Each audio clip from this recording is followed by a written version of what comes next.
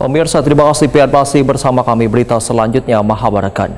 Penggiat usaha mikro kecil Wan Menengah Banjarbaru mendukung situasi kondusif di wilayah Kota Banjarbaru menjelang pemungutan suara ulang Wali Kota Wan Wakil Wali Kota Banjarbaru yang akan dilaksanakan Komisi Pemilihan Umum Provinsi Kalimantan Selatan Wan KPU Kota Banjarbaru pada tanggal 19 April 2025.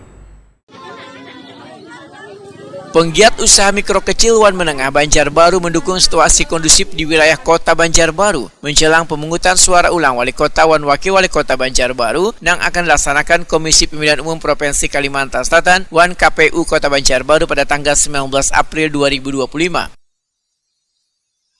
Sulistiana selaku pegiat UMKM Banjarbaru Waitakuni Prima TV malam Kamis 19 Maret 2025 meminta warga Banjarbaru untuk menjaga kondusivitas dalam bulan suci Ramadan Wan menjelang PSU Kota Banjarbaru.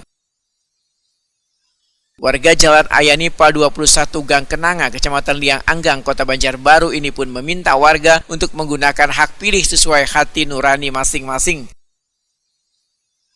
Warga Banjarbaru, ujar Sulistiana, merupakan warga cinta damai serta selalu menjaga persatuan dan kesatuan, sehingga sebagai warga Banua maka secara bersama-sama menjaga situasi kondusif di lingkungan masing-masing.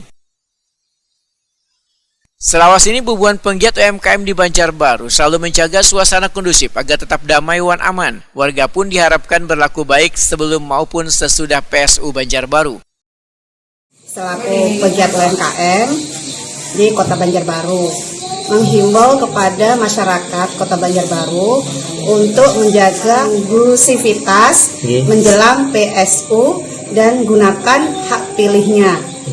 Kami pelaku UMKM di Banjarbaru mendukung situasi kondusif dalam pemilihan umum ulang selama bulan Ramadan, dan kita tingkatkan ketenangan dan rasa damai untuk pemilihan ulang agar terlaksana dengan lancar dan sukses.